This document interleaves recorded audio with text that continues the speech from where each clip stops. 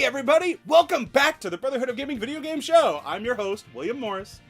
And I'm your co-host, Eugene Morris. 2016 brought us a lot of video games. Now, some of them admittedly were a little disappointing, but there were others that lived up to the hype. Now before we begin, there's a couple of notes. First, every single game that appeared on this list did receive a release in 2016 in North America. Also, of course, this list is completely subjective, so if your personal favorite game didn't appear on this list, please don't take it personally. It's just that to us, these are the games that stood out the most this past year. Yeah, so I don't want to hear anything about you guys being like, oh, they're not really good gamers because our favorite game wasn't on the list. I'm offended. Dislike.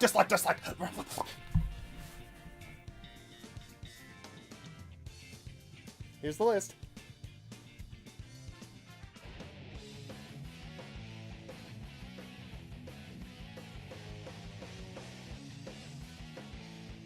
Number 20, Project Cross Zone 2. Man, that is still a dumb name.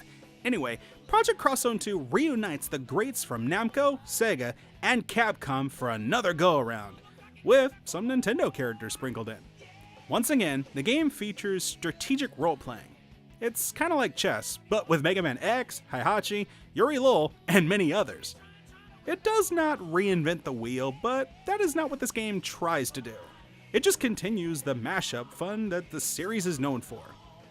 With its time-based attacks and flashy combos, the combat is a hoot. But the most amusing part is always the dialogue sequences. Just watching characters from different worlds you never thought would ever cross paths, just interacting with each other is such a very fun experience just to watch, and it feels like an awesome treat. Especially when some of them have had nothing new going on for a while in their own universes. Yeah, haha, looking at you, Capcom. What can we say? We enjoy a really good crossover. Fan service or otherwise. Get this game for your 3DS, or Sega Sanshiro will pay you a visit. And you know what's going to happen next. Project Cross Zone 2! Number 19, Pokken Tournament. Hey, remember the Wii U? Anybody? Well, we do. So much potential unfulfilled. But we did get some good games for it, including this one that we have to admit came right out of left field. Pokken Tournament is an arena fighter in the same vein of Tekken. Who would have thought that this game would have been more fun than Street Fighter V? Yeah, we went there. Come at us. The series has always been about battling it out to be the very best like no one ever was. And so it turns out that this was a natural progression. While the game does not feature all the favorites that we love, I mean there's like over 100 of them or whatever, there's still a nice mixture, each of them with their own flashy movesets. It's simple yet sophisticated enough to keep the enjoyment coming back for hours. If you own a Wii U and love Pokemon, then dust that bad boy off and come get some of this action. This here's a man's Pokemon game. Number 18, Attack on Titan. Someone once told us that we really shouldn't be reviewing anime video games anymore. Well, to that we say, you're not the boss of us. It's just that after so many Dragon Ball Z games, we were looking for alternatives. And we sure as hell got one for the PlayStation 4 with Attack on Titan. This game is an example of having one specific goal and nailing it perfectly. Here, it was to recreate the look and feel of the anime. Mission friggin' accomplished. With its beautiful cel-shaded graphics, the game retells the first chapters of the manga, allowing us to play through its key moments. The gameplay lets us jump right into taking down these huge giants and stepping into the shoes of these beloved characters. This hack-and-slash title is simple, but very effective, bringing the world of Attack on Titan to life. And above all else, it really shows that a wall is not going to stop anything. Attack on Titan, the video game for the PlayStation 4, is a very good complement to the series it represents. Number 17, Far Cry Primal. This year, the Far Cry series took things back. Way back at a time. This prehistoric open-world adventure found us fighting our way through rival tribes and vicious predators. Along with our ability to craft weapons, this game also allowed us to control animals with the Beastmaster powers. This is where the game really shined. letting us use these dangerous creatures we came across as our ultimate weapons in our battle for survival. It was like Jurassic Park meets Dr. Dolittle. The animal taming gameplay and the 10,000 BC setting really lets Far Cry Primal differentiate itself from other first-person offerings, and there were so many that came out this year.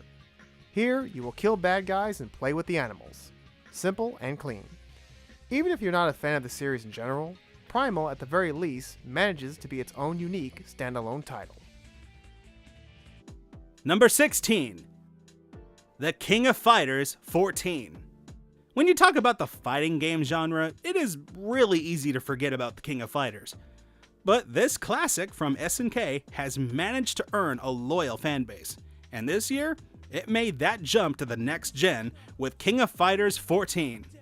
Unlike previous main title entries, this game is rendered in full 3D graphics. But honestly, that was kind of the weak point here, as the character models were a tad a bit outdated. But as all intelligent people know, graphics are not everything, and everything else in this game was definitely on point. The fighting system is appealing for noobs and experts alike, not to mention a character roster that's almost as big as With fun combos and great movement, the game is a fine addition and update to the King of Fighters franchise. And hey, with some ex-Capcom employees on board, the future does look very bright for this fighter. Number 15. Naruto Shippuden Ultimate Ninja Storm 4. There is just something about the Ultimate Ninja Storm series. It's just so appealing for Naruto fans and newcomers alike, and Ultimate Ninja Storm 4 is no exception. This flashy brawler continues to tell the story of the anime in a streamlined way, making it accessible to just about everyone. With its beautiful visuals and crazy attacks, it is simple, exquisite carnage, and yet still offers a fair amount of strategy. The game allows you to take control of the series' vast library of legendary characters. No matter what you think of Naruto as a whole, Naruto Shippuden Ultimate Ninja Storm 4 strives in bringing to life the beautiful battling that this legendary jump anime is known for. Though if you have an Xbox One, be wary, as finding an online connection can be a bit of a chore.